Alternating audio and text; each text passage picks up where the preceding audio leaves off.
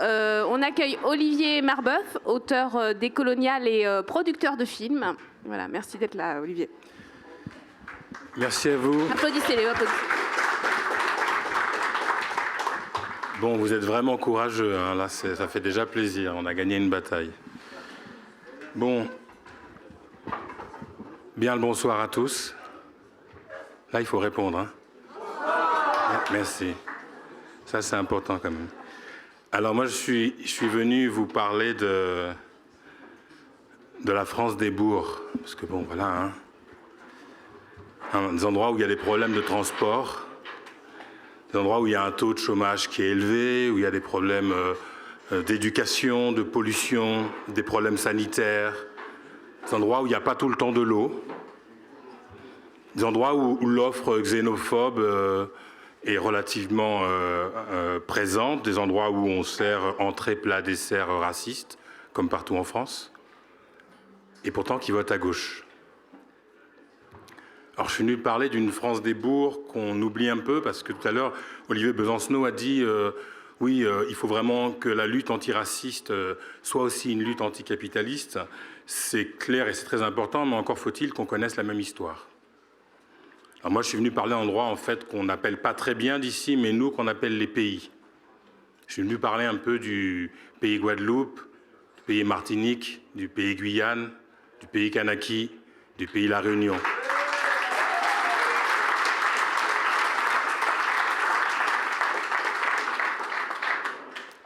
Parce qu'en fait, en réalité, c'est quelque chose qui doit participer à notre imaginaire et qui n'y participe pas assez. Tout à l'heure, mon collègue a parlé de l'histoire révolutionnaire et il dit 1848, qui est une date qu'on n'utiliserait pas forcément aussi aisément aux Antilles, par exemple, encore moins à La Réunion. Donc il faudrait qu'on synchronise aussi nos rapports à l'histoire pour pouvoir parler ensemble de lutte et qu'on considère qu'il y a parfois des bonnes nouvelles. Moi, j'ai plutôt eu des bonnes nouvelles samedi que dimanche. Vous savez, chez nous, en Guadeloupe et aux Antilles, on vote le samedi. Donc je fais un petit rappel quand même des faits, comme ça on est clair, on est calé sur quelque chose. Il y a donc 2 circonscriptions en Guyane, 2 victoires de la gauche, 4 circonscriptions en Martinique, 4 victoires de la gauche, 4 circonscriptions en Guadeloupe, 4 victoires de la gauche, 7 circonscriptions à La Réunion, 6 à gauche, 1 au RN, et 2 circonscriptions à Mayotte, 1 au RN, 1 à la gauche. C'est la France des bourgs. C'est-à-dire que lorsqu'on compte en fait les statistiques françaises, mais qu'on va dire de la France hexagonale, on enlève en fait tous ces pays-là pour pas charger la mule. Donc quand on vous dit que le taux de chômage, c'est toujours sans ces pays. Quand on vous dit le nombre de femmes seules avec enfants, c'est toujours sans ces pays. Quand on vous dit les maladies cardiovasculaires, c'est toujours sans ces pays. Donc on est censé être dans une forme d'aggravation de l'histoire française. C'est pour ça que moi je viens avec une parole optimiste et doublement optimiste. Je savais que je passerais après Ourouya, donc je me suis dit c'est bien, j'ai un peu de réserve pour faire un peu d'optimisme. Pourquoi ? Parce qu'en fait, déjà, moi qui suis guadeloupéen, en tant que peuple antillais, la catastrophe, on l'a déjà vécue. Nous, on est un peuple d'après la catastrophe. Et en fait, on a le sens de l'histoire. C'est pour ça que finalement, la catastrophe qui arrive aujourd'hui, on la connaît déjà parce qu'elle a fondé nos pays. C'est même le projet de ces pays, mais qui n'a pas complètement abouti puisqu'on est encore là. Et si on est encore là, c'est ça qui est l'optimisme. On est encore là et on a un sens de l'histoire. Pendant la journée, on a parlé de pas mal de choses qu'il fallait faire. Moi, je voulais rappeler une chose qui est essentielle. Et là, je parle en tant que Guadeloupéen, mais je sais que les collègues Kanak ne peuvent être que d'accord avec ça. Déblocage, une capacité de blocage réelle, pas juste fantasmée, réelle. Elle existe quelque part en France, dans les pays. Vraiment bloquer un pays. Des capacités vraiment de faire des émeutes, ça existe. Pourquoi ? Parce que faire des émeutes, bloquer, c'est faire acte d'histoire, c'est se rappeler. C'est une manière de se rappeler qu'on a fondé notre survie sur le fait de résister. Donc l'émeute est évidemment un acte politique parce que c'est un acte historique. Ça nous réinscrit dans le fait qu'on est toujours la nouvelle émeute d'une émeute d'avant. Ce qui rend commun en fait Bardella et Emmanuel Macron, c'est une élimination de la perspective historique. Partout où des gens ont un sens de l'histoire, ils n'ont pas voté pour ces personnes-là, en fait. Donc la France des bourgs dont on parle, en fait, a perdu même sa capacité à se révolter et à bloquer, non pas seulement pour se révolter et bloquer, mais pour faire acte d'histoire, pour se rappeler qu'ils sont les suivants de précédents. Et on est les suivants de précédents. Et comme nous, on est des peuples qui avons survécu au projet d'élimination radicale et à la politique de mort coloniale, qui est le projet du FN, et nous on le sait. Pour mémoire, les préfets qui sont aujourd'hui dans les quartiers populaires français, ils ont fait l'Algérie, les Antilles, la Guyane et ils sont ici. Si on trace l'histoire des préfets, on trace une histoire commune du contrôle de la société entre ces laboratoires et ces lieux d'expérimentation. On le sait aujourd'hui avec les Gilets jaunes, une partie de la société a découvert un niveau de violence qu'il ignorait, puisqu'en fait, le projet civilisationnel de la France est toujours basé sur la capacité à dissimuler la violence éloignée. Les territoires des pays ont toujours vécu au quotidien une violence qu'on découvre ici. Parce que le principe même d'une société dite civilisée, c'est de dissimuler la violence. Quand elle arrive en crise, elle est forcée, et c'est le moment qu'on vit, il est à la fois extrêmement cruel, mais c'est un moment de vérité, la violence utilisée quotidiennement pour permettre les modes de vie qu'on a désirés ici, devient visible, elle devient horrible. Mais dites-vous que cette violence-là, elle est appliquée sur une part de la société depuis longtemps. Et moi, je trouvais qu'au moment des soulèvements de la Terre, avec tout ce qui s'est passé autour des méga-bassines, qui a été terrible pour les jeunes gens qui ont été impliqués là-dedans, quand j'en ai rencontré, j'ai dit, au moins on a un terrain sur lequel on peut se parler maintenant. Parce que là, ce que vous voyez, c'est ce que nous, on vit depuis longtemps. Et ça, c'est important. Parce qu'en fait, en réalité, dans ces moments dramatiques, il y a des moments de savoir, il y a des moments d'histoire. Parce qu'à un moment donné, quand il faut bloquer une île, nous, on sait faire en Guadeloupe. Il y a un savoir-faire presque pratique. Donc lorsqu'on dit il faut réconcilier les bourgs et les tours, de quels bourgs on parle? Parce qu'il y a des bourgs avec lesquels on a vraiment intérêt à se réconcilier vite, parce que d'abord, ils sont de gauche, ensuite parce qu'ils sont capables de défendre en fait leur vie et parce qu'ils n'ont rien à perdre. Parce que le niveau de violence qui se passe, c'est même plus avec la police. En Guadeloupe, à la fin en fait du confinement, nous on a eu le GIGN. Donc on envoie vraiment l'armée ou les services spéciaux à la place de la police.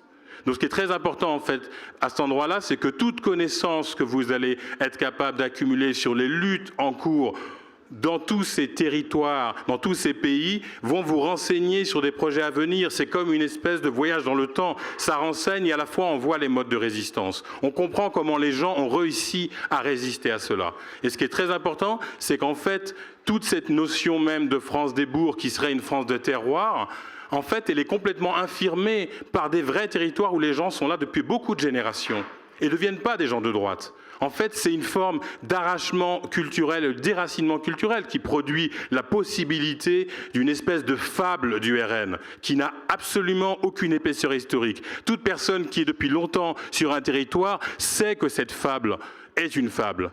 Et à un moment donné, je vous assure que dans tous ces pays, la propagande FN a été extrêmement puissante. On nous avait prédit, de toute façon, la xénophobie a tellement été inoculée dans vos sociétés que le futur vote est déjà acquis. Ça ne s'est pas passé.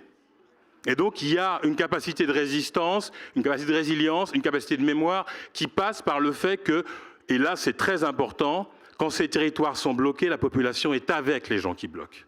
Et ça, moi, je l'ai rarement vu en France.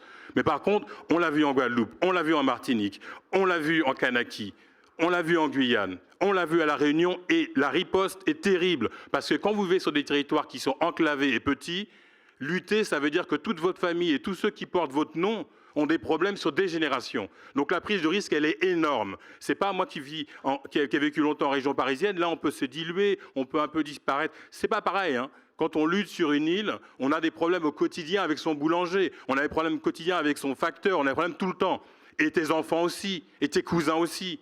Donc ça veut dire qu'il y a une prise de risque qui est très importante et qui doit être un élément en fait de la solution. On doit mieux connaître ces luttes, on doit mieux connaître la France à travers ces laboratoires que sont ces territoires coloniaux, et on doit mieux tirer des enseignements dans nos capacités de résister et de reconstituer et de faire société, et donc de faire pays comme nos pays font pays.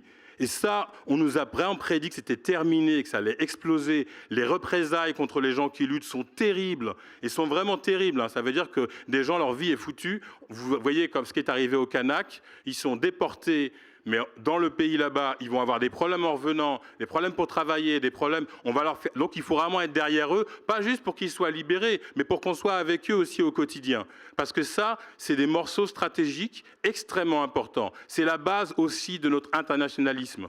C'est par ce point que la France peut toucher de manière concrète un internationalisme dans l'océan Pacifique, dans l'océan Indien, dans les Amériques. C'est extrêmement important de pouvoir se relier à ça parce qu'il se passe beaucoup de choses stratégiquement. Pour mémoire, on est censé être des populations qui sont vraiment des espèces de fardeaux pour la France.